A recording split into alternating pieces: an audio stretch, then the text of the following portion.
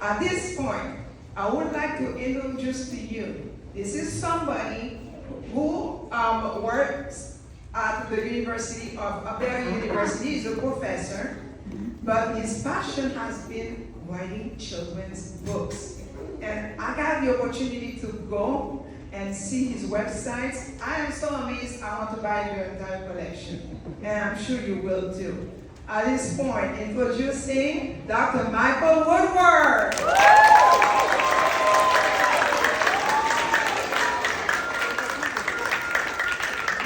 Yes. Good morning. Oh my gosh, I can't tell you how excited I am to be here. Oh, can everyone say journey? Journey. Oh yes, give me a little bit more. Can you say journey? Journey. There's something special about literature. Just as there's something special about each and every one of you. I came far. I had to wake up really, really early this morning. But for you all, I would never, ever hesitate to do it again. Can everyone say journey? Journey. We're going to go on a journey just for a moment. Just for a little bit of time. I apologize, teachers, to take up a bit of your instructional time. But I promise this will be something beautiful. Growing up, I had never seen my face on the covers of books. I had never seen my culture, my heritage represented in books. And it bothered me. That made me very, very sad. Can you say sad? Sad. It made me so sad. I thought that's just how it was supposed to be. And it wasn't until I was a 3rd and 5th grade teacher until I realized that our stories were still being withheld from literature. So in this moment, I'd love to take you all on a journey. Clearly, that's one of my favorite words. And that's exactly what we'll do. Now, y'all some big kids. We got like 6th and 7th graders. What grades do we have here? What grades? 3rd, 4th, and 5th. Oh my gosh, you guys are so big. And I can tell you're so smart. What comes with that intelligence is the belief in yourself. Can you say believe? Believe. Can you say I believe? I believe. Can you say I believe in me? I believe in me. I love it. Do you believe that, right? Yes. I gotta make sure. So, I know some of you all came to purchase some books, but if you listen closely, you answer my questions. Some of you may walk away with some free books. And every book that you get from me, I'm gonna put my name in. And I'm gonna put a sweet message to remind you of how incredible you are. Can everyone say incredible? Incredible! Oh, yes, I love it. You gotta find your energy. You have to find this love for reading. If you love reading, please raise one hand. If you love to read, if you love to be read to, raise both hands. Oh, yes. If you like to cuddle up with a big bucket of popcorn, extra butter, a little bit more butter. If you love to take a moment, put your hands down. If you love to take a moment to read with your grandmother, your grandfather, your mother, your father, your big brother, your big sister, it matters not. Picking up a book and going on a journey can take you so far in life. So may we go on this journey? Yeah. All right, may we go on this journey? Yeah.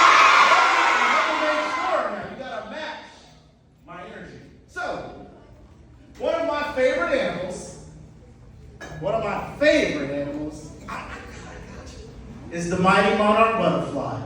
I love butterflies. Did you know that there are no two butterflies with the same wings? Each and every butterfly that you see is different. Just how each and every one of you are different, unique, special. So when you have that moment, and you see that butterfly flutter on by, remind yourself just how special that you are. I have another fun fact. Do you know that butterflies, monarch butterflies, they come from Canada, they come from New England, they come from Oregon, California, Georgia, all these places in North America. And here's my first question.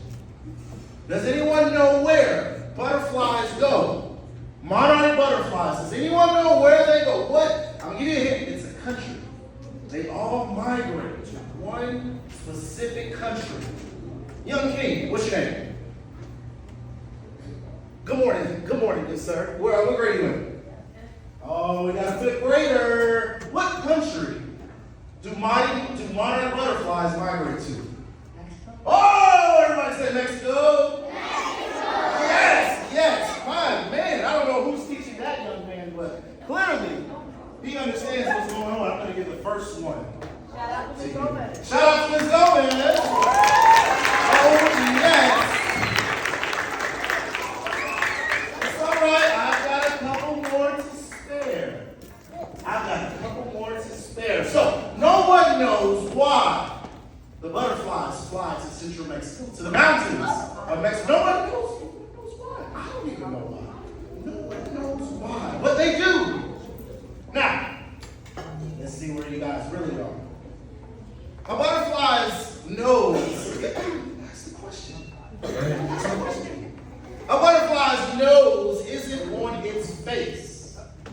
Where is the butterfly's nose located? Or you can tell me what body part the butterfly uses to smell. Young queen, what is your name? Queen Victoria. What grade are you in? Fourth grade. Everybody say good morning, Victoria. Good morning, Victoria. What does a butterfly use to smell? Good try. She said it's back, not so much. It uses something else, a special appendage. And I haven't told you these things, so it's okay. I can see it in your eyes. Good sir, what is your name? Anthony. He said he doesn't need a phone. Anthony, what grade are you in? Everybody say good morning, Anthony. Good morning. What body part does the butterfly use to smell? Woo! Great job. He said he didn't tell me. Everybody say great job. Everybody say great job. All right. We're giving them away. We are giving them away. We'll have one more question. Now we're gonna wait. So I know I got you up here. But when it's time to read, you gotta bring it down here. Everyone take a deep breath. Everybody. Don't blow your breath in anybody's face. Give it one more deep breath. When we read, we take our places, we take our imagination to another world. We block out everything around us. And that may be hard. If you've got a lot of brothers and sisters at home, if you're on a busy street, I get it. It may be tough. When independent reading, you may sit by your friend. I get it. But when we read, we find our happy place. Can everyone say happy place? Happy place. We have to find our happy place. Is there an age where we stop reading? No. Is there an age where we stop reading? No. I had to make sure there is no age where we ever stop reading.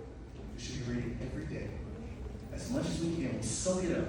If someone tells us something we don't understand, or if we hear something that we just don't quite know much more of, we should read about it. Everyone say read about it. Read about it. Oh, yes. Now I'm gonna wait. So let us dive on in. Then we do that.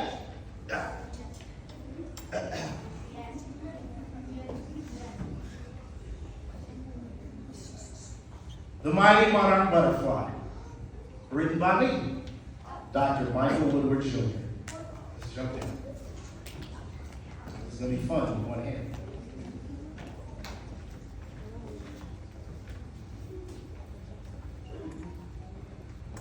Ladies and gentlemen, never quit, never give up, never ever stop believing. Dr. Michael Woodward Jr.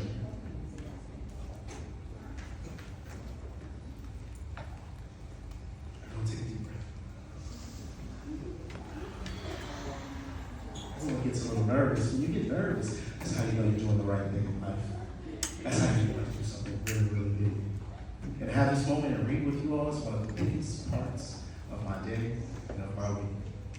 So let's jump in. In a great big storm, all alone, a tiny caterpillar was carried from her home. The river swept her away from her father and mother, too slow to dodge raindrops, so she had to take cover. the caterpillar feels in this moment. You can say that out loud. Very sad. Very sad. So she climbed up high, out of the water's reach, wrapping herself in a milkweed leaf. Her days on the river soon came to an end as she found her cocoon was beginning to open. Can anyone give me another name for a cocoon? What is another name for a cocoon? What is the scientific fancy name for a cocoon? Oh, Ms. Gomez, guys, I'm trying to, I gotta go somewhere else. I gotta go somewhere. Take a seat. Take a seat. What is another word for a cocoon? What's your name? Everybody say good morning, Valentina. Do you know another word for cocoon? Woo! She said a great place. Say a great job. Let's hop into it. If you have a book, please share it with a neighbor. Everyone take a deep breath. I need you sitting up nice and tall. Active listening position. Sit up nice and tall. When I have your eyes, that's how I know I have your heart. I'll be gentle, I promise. I promise.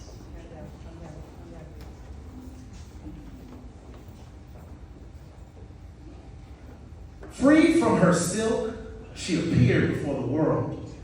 No longer a caterpillar, but a mighty monarch butterfly girl. Isn't she so beautiful? Yes. She's so beautiful.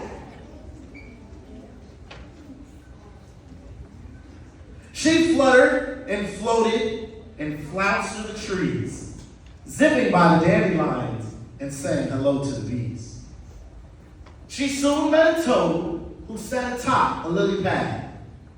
I think I'm lost. Have you seen my mom and dad? The old toad groaned and shot out his tongue. I have not, but you can stay if you'd like, so you're no longer alone. Everybody say stranger danger. Stranger danger. Without another word, she spread her wings and took flight. But soon she was met with a terrible sight. Empty cocoons, she cried, voice shaking with fear. It's a clue, my family must have been here. As tears began spilling from the butterfly's eyes, a voice above called, "Hey, what's making you cry?" Burying her face in her wings, she let out a moan. My whole family is gone, and now I'm all alone. How's the butterfly feeling in this moment? Very sad. Very sad. Very, very sad. That may be, the fly said, but you can fly too. Just believe in yourself. Follow their scent and pursue. The butterfly's antennae tingled as she smelled a familiar scent. Something smells like me. It has to be them. They were here and over here too. If I keep going, maybe I'll find them soon. Is the fly a friend or a foe? A friend? Oh, a friend. The fly encouraged the butterfly, motivated her. That's a friend. That's a true friend in my eyes. She flew until her tired wings forced her to rest atop a golden bridge to catch her breath. What's a butterfly doing here? A seagull wanted to know. He had never seen a bug, such a lovely bug, up close and personal. I'm looking for my family. Have you seen them fly by? You must be the swarm that nearly knocked me out of the sky. It was them, said the monarch with a surge of hope. I've got to keep going. I just can't sit here and mope.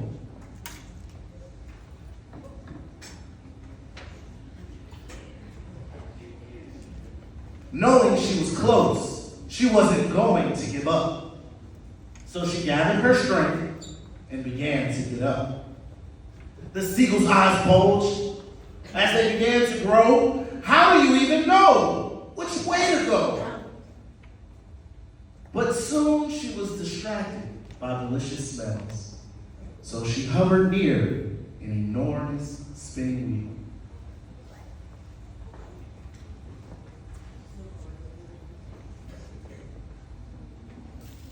I wish I had a family, said a really soft voice. I've always been on my own. It's been my own choice. But you can stay if you'd like, said the salamander in a whisper. I'm sure your family will be back, because it seems you just missed him. The salamander crawled closer while licking its lips. Its suction cup tongue ready to grip. What's about to happen? What's going on? She just said, I don't know what's going on. Oh, yes it is. Yes it is. So what should the butterfly do? Run. Somebody said run. You better fly away. You better fly away. Everyone take a deep breath.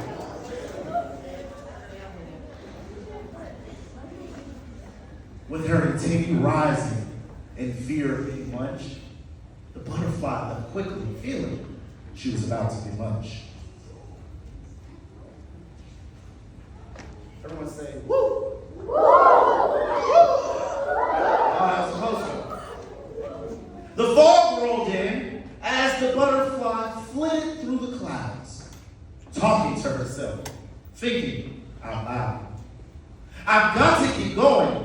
I know they're not far away. I can feel it in my wings.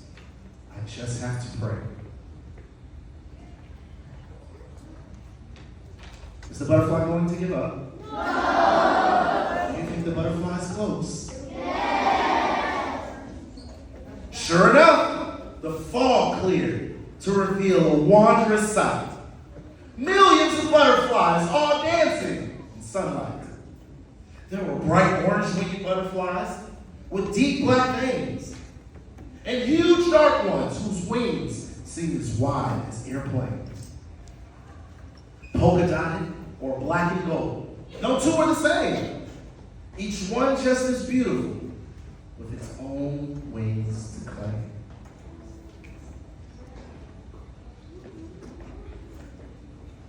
She used her antennae to find her way through the crowded sky until she spotted her parents among all the other butterflies. Mommy, Daddy, it's a dream come true. I never gave up. I knew I would find you. The butterfly's mother began to weep with glee. You're alive, just in my heart. I knew you would be. I used a word that some people may be unfamiliar with. I'll repeat the sentence. The butterfly's mother began to weep with glee. I need two volunteers. What do you think the word weep means in this sentence? The butterfly's mother began to weep with glee. Young King, what's your name? Good morning, Giovanni. What do you think the word weep means using your context clues?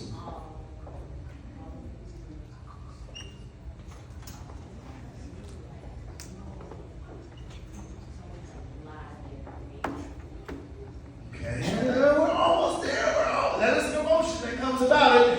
Give me something else. The butterfly's mother began to weep with glee. Young Queen, what is your name?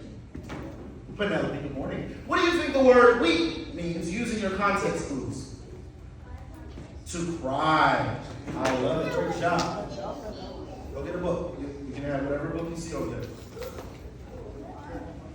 So we know what the word weep means using our context clues. Someone tell me what the word glee means. The butterfly's mother began to weep with glee. I love how quietly you're raising your hand. You in the orange sweatshirt. Yes, sir. What's your name? It's a pleasure to meet you, good sir. Using your context clues, what does the word glee means? Oh my gosh, I love it. Great job. You want to get whatever book you see over there. Everyone take a deep breath. The center of it. As the three of them hugged, the butterfly's brothers and sisters joined in, followed followed by cousins, and even a few new friends.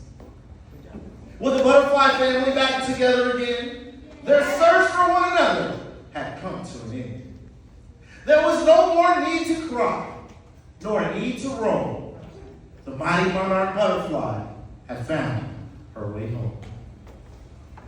The Mighty Monarch Butterfly, written by me, Dr. Mighty Monarch. Oh, yes! I love it. Everyone say journey. Wow, that was a long journey the butterfly went on. Now, let's review. I'm going to ask a couple of questions. See who's listening. If I get a little bit of sweat on you, I apologize. You guys make me so nervous. Who was our main character of the story? Who was the main character of our story? Have I called you already? I don't think so. Oh, what's your name? Good morning, can you tell me who was the main character of our story? The butterfly. The butterfly. Good job. Take it over with your life. So we know our main character of the story. Someone named one of the animals that was in the story that was his friend. Who was someone in the story that motivated, that encouraged the butterfly to keep going? What is your name, young lady? Good morning, Mason. Can you tell me one of the characters who was there to motivate the butterfly? Oh, yes. Everybody said the fly. The fly. Great job. Whatever one you see up there, I got some more. So we know one of the friends was the fly. Tell me one of the foes.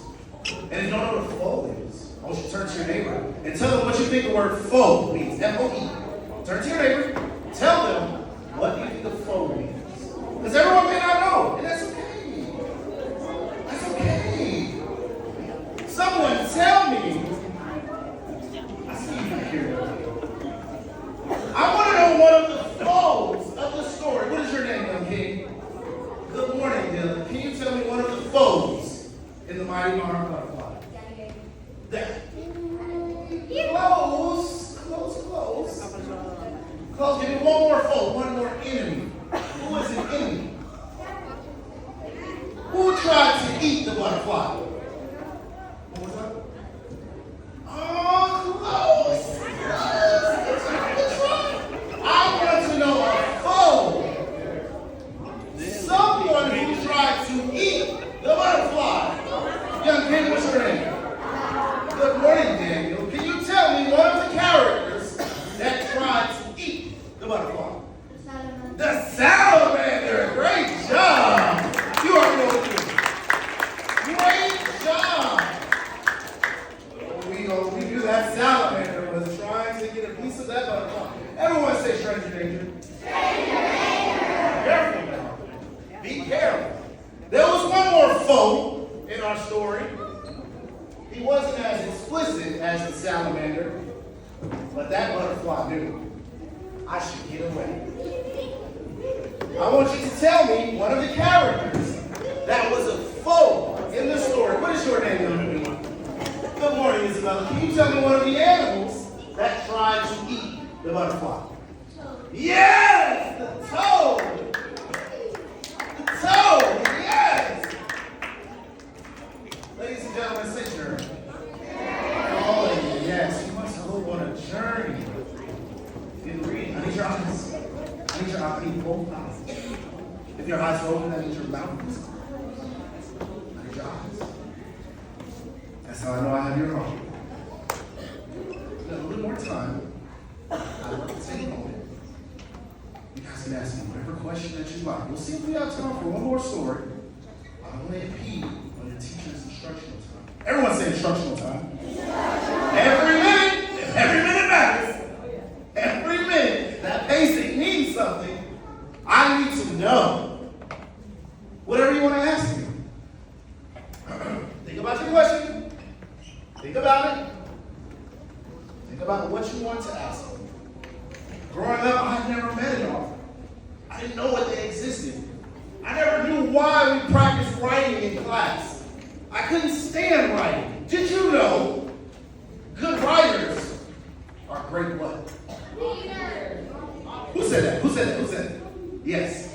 Say it one more time, nice and loud. Say it one more time. Good writers are great.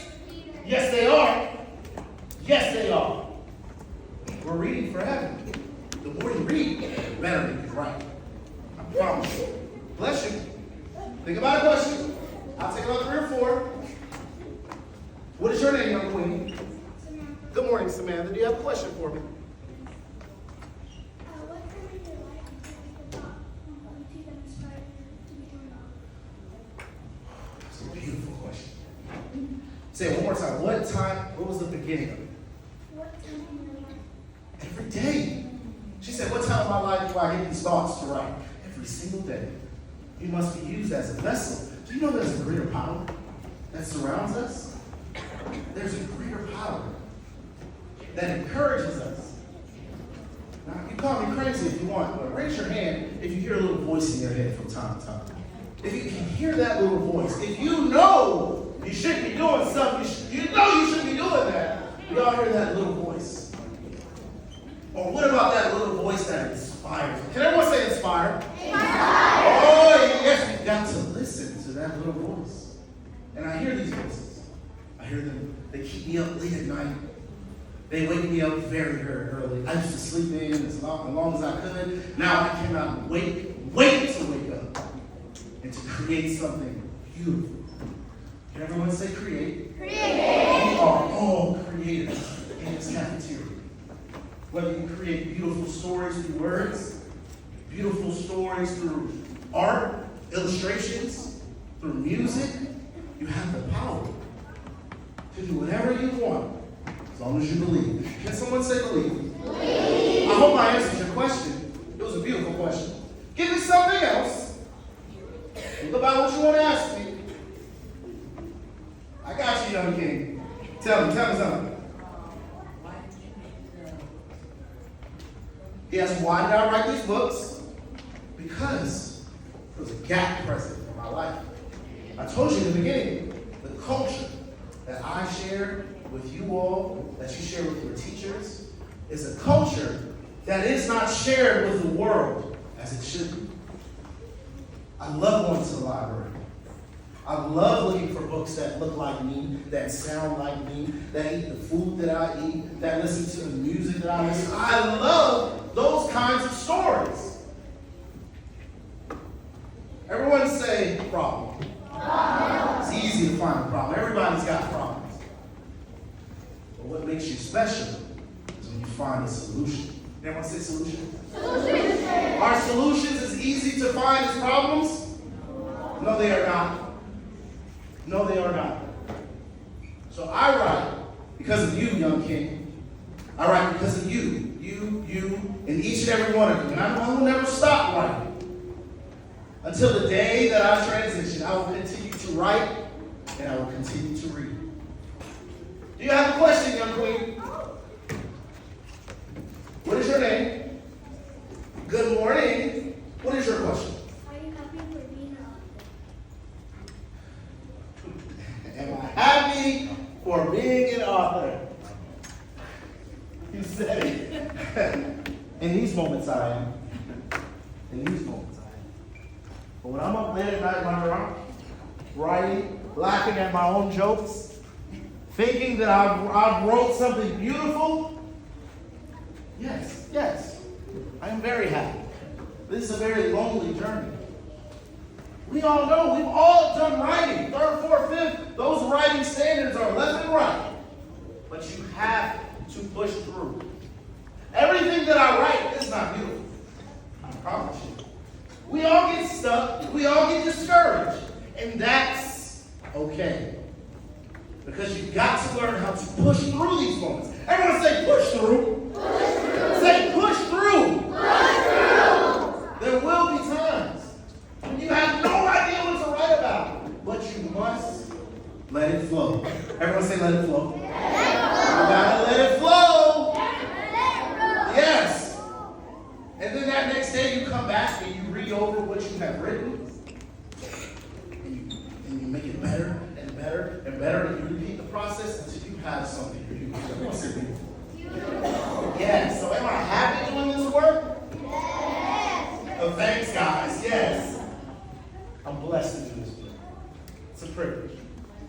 It's a privilege to do this right, to be an incredible writer. But no, I didn't wake up as a good writer. In college, I had to take improved writing classes. I never saw myself living this life 5, 6 years ago. I never did. But I had to look in the mirror, humble myself, and realize that there's always room for improvement. Everyone say improvement. There's always room for improvement. We are never too good to take advice. But when you get by it, just call it constructive feedback. You'll learn about that later. You'll learn about that later. Give me 2 more questions. To us. Yes, young king. What is your name? Matthew. Everyone say good morning, Matthew. Matthew, what would you like to know? What motivated you to get up? Each and every one of you. Each and every one of you. It wasn't that I couldn't read as a child. I just never wanted to. I couldn't find myself. Remember my culture, our culture? I couldn't find these things. I didn't see them on the covers of books. How do you think that made me feel? It made me feel very sad. It made me feel alone. Everyone say alone? Oh, yes. So I did something about it. So that every time I see you all, I can give you a piece of my heart. And that is why I'm here today. One last question. One of us. Young queen, what is your name? Good morning. Everyone say good morning, Isabella. What would you like to know? Where am I? That's the easy one. That's the easy one. I'm from Alabama. I grew up in the city of Miami for some years. My dad made me follow him to college. So I moved up to Atlanta. I wasn't making the best choices as a child. Yeah. Everyone said choices. We all have a choice in life. You know that, right? You always have a choice. Are these choices easy? No, they are not. Some are pretty easy. But sometimes when we fall into temptation, everyone say temptation. Oh, yes. When we fall into temptation, life gets a little bit harder. Hands down, put your hands down, hands down. I'm so into this moment. May I scaffold, teachers? May I increase the rigor? Just for a moment. How much time?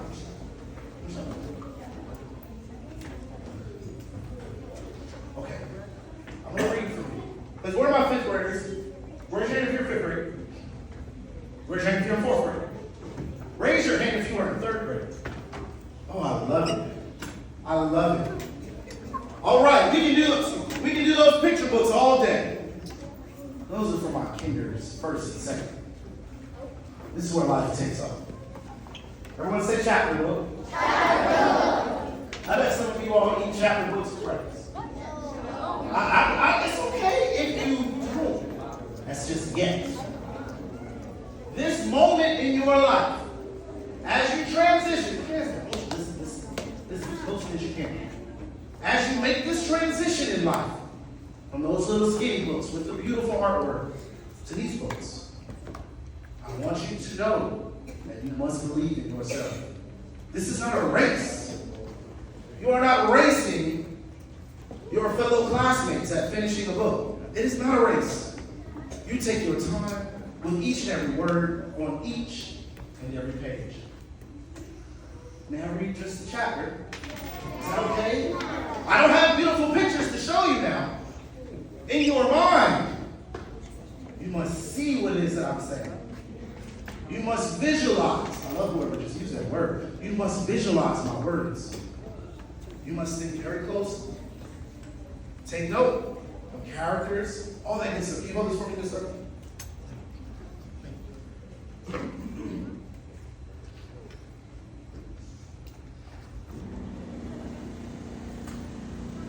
Thank you, sir. Come on in. You're right on time for the show. Now, this is where we step it up. This is where we increase the rigor. Everyone say rigor. Yeah. favorite chapters. This book, King Monte, was the first book I had written. It was the very first. I've written 32 books that are sold all over the world. From little books, to chapter books, to curriculums, anything you can think of. I believe I can do anything. And when I don't know, I just read about it. I find people who have done it, and I ask them questions. This book right here, King Monte, is the story of a fourth grader who's just gotten into the honors program. He's the only one from his neighborhood. He's the only one. Or at least he feels like he's the only one. Everyone say alone. Alone. Think of how you feel when you're alone in certain spaces. But King Monte is a fighter. And I don't mean physical. I mean with his mind. So let's take a moment. Because I'm going to teach you what the word temptation means. Everyone say temptation. Temptation. All right, before we get things started, I love to forecast. I love to get an idea of what the chapter is going to be about.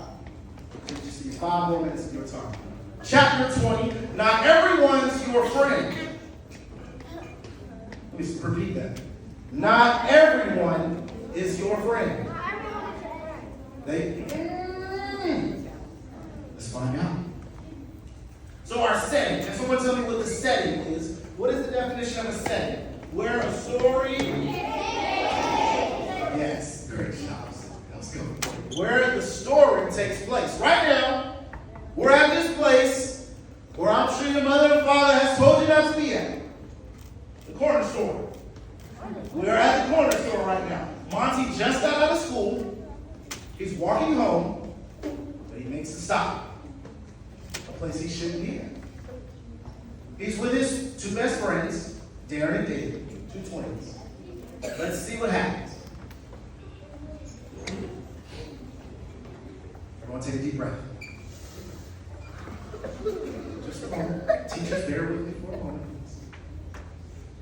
The boys made their way past abandoned buildings and lemons of cars towards the neighborhood corner store.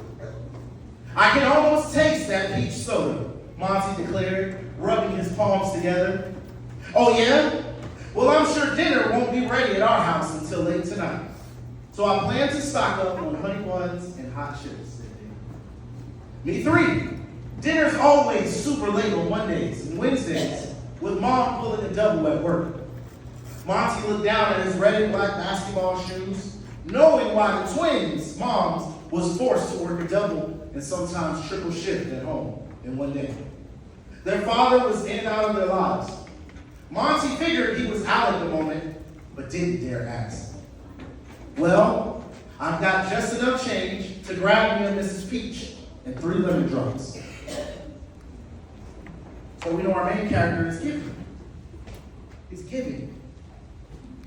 Pressing the stoplight button to cross the busy street, David turned to his older twin brother and asked, I might be like a quarter short for everything I want. Can you spot me, big bro? Tough luck, snarled David, the older brother, shrugging his shoulders. Without thinking, Monte took out one of the quarters from his pocket and winked at David. I guess I'll only get 2 lemon drops. Before they knew it, the boys had reached the store. It was a dull gray and off-white building that Monte guessed was probably one of the first buildings constructed in the South Side neighborhood. The store did its best to blend in with the surrounding housing complexes. But the people that crowded the streets were always there. There was always someone standing in front of that corner store. Typically around this time of day, the crowd was made up of neighborhood kids. Parents knew things about the store they didn't like, which was why Monte had been unable to visit it most of the summer. But his parents weren't here now.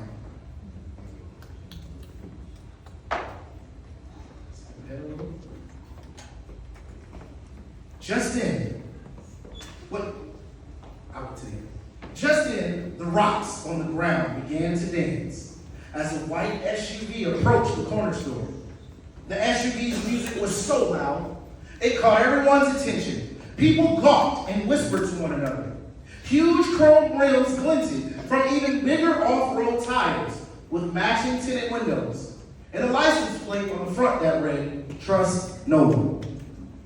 None of the passengers got out. They all sat anonymously and eyed everyone from behind the black glass. "Who's that?" David asked. Monte lowered his voice. "I know exactly who that is. My big brother Mark says to stay away from him, though." "I bet I know why." As the boys followed Jeff towards the end of the line, the driver's side window slowly creaked down, just enough for the driver to reach his hand out of the window and yell, "Yo, Monte! Come here, little man!" Monte slowly turned his head over to his friends, but kept his thoughts to himself. "You want us to come with you? You know we've got your back." "No, I know what he wants. Just keep your eye on me," Monte replied, adjusting one of the straps of his backpack over his right shoulder. "I'll be right back." The twins side-eyed one another as their best friend turned and strolled towards the mysterious car. David slowly shook his head.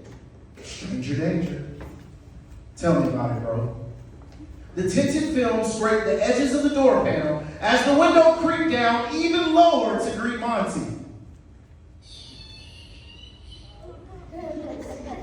Now let's take a pause. What's happening in this moment? Where are we? Where are we? We know we're at the corner store. I get it. Can someone describe the corner store? What color was the corner store? Does anybody remember? Think about it. Yes, ma'am. You can say that out. It was gray. It was a dull gray and off-white building.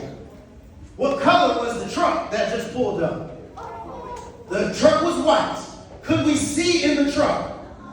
No, we could not. Why? Because the glass was, just say that loud, it was tinted. It was a tinted window. So we couldn't see. That's a little creepy. Everyone say stranger danger. May I proceed? Monte! Yes, Monte. What's up, little man? Long time no see. A voice nonchalantly said over the blaring music. "I've been looking for you, little man. Where have you been?" "You know, same old. Just hanging out with my friends and staying in my books." "Ain't I your friend too?" Slink said with his nostrils flaring. What kind of friend has to remind you that they're your friend? It's a red flag. We're cool. Slink turned to the other three passengers, all in matching white t-shirts, and chuckled to them as he introduced Monte. "Yo, I want y'all to meet my main man, Monte. His big brother and I used to be really cool, but then he got too cool for me and stopped hanging out. All he does now is work on his car and talk about starting his own mechanic shop or something. I wonder if Monte will do the same." "Slink, what's up, man? Me and my friends are trying to grab some food." "Oh, yeah?" Slink reached his long, rod-like arms into his blue jean pocket and pulled out a wad of cash. "Well, let me give you a little something then. I'm sure you probably only have a couple of quarters in your pocket." Monte hesitated and thought of all the things he could buy in the store. With a handful of money Slink held out for him, he thought of the things he could buy for his friends that they certainly could not afford. But he also thought of his older brother and a conversation they once held about Slink. Don't you ever accept money from him. Matter of fact, stay away from him, King. He takes advantage of little kids and gets them to do his dirty work. Do not fall into temptation, little bro. Everyone say temptation. What is Monte tempted to do in this moment? Everyone say it out loud. What is he tempted? Take the money. We have a choice that he has to make. To not take the money or to take the money. Do not. I love it. Let's land the plane. Slink thumbed through the countless $20 and $50 bills as both of his forearms draped out of the window.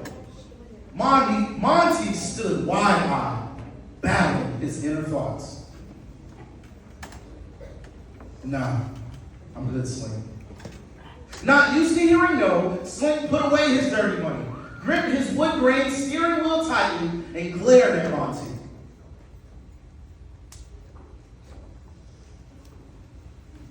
I know your big brother probably told you some real bad things about me, Monte, but that's the old me.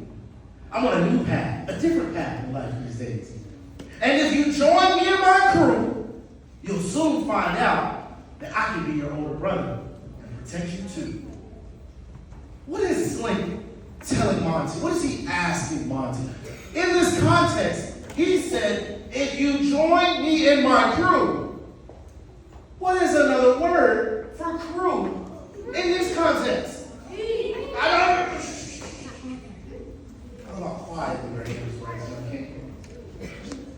If you join me in my crew, what is he asking Monte to be a part of?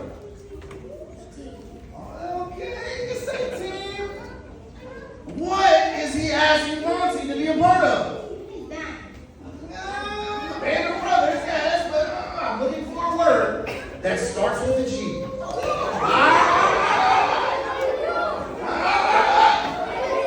Turn to your partner and tell them. Turn to your partner and tell them. His crew, if you join me in my crew, what is another word? What is your name, young king? Everybody say good morning, Jason. What is another word for crew in this context? Oh, everyone say game. He's asking him to be a part of this game. Is that something Monte should do? No. Is that something any of us should do? No. Just making sure. I need you to take a deep breath.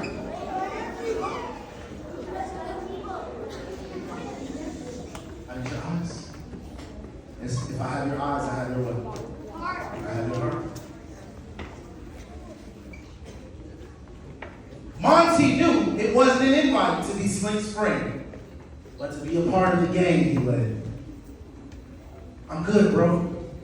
I just want to be a scholar, you know.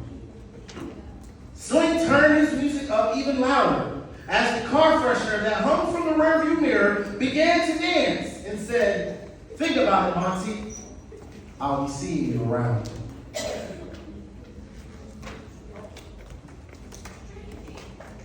Stranger danger, everyone say stranger danger. Not everyone's your friend. I will wrap this up in just a moment. What was Monte tempted to do in this chapter? Say it out loud. Take the what? Also take the money. He was also tempted to join a what?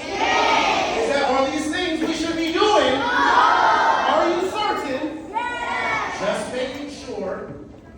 We knew our setting. Where was our setting? You can say it out loud. At the corner store. Trick question. Not a trick question, I just didn't tell you this. Who's our protagonist of this story? I can't give away books, so y'all sit down. I love it. I think we have reached the finish line. Everyone, I want you to say journey.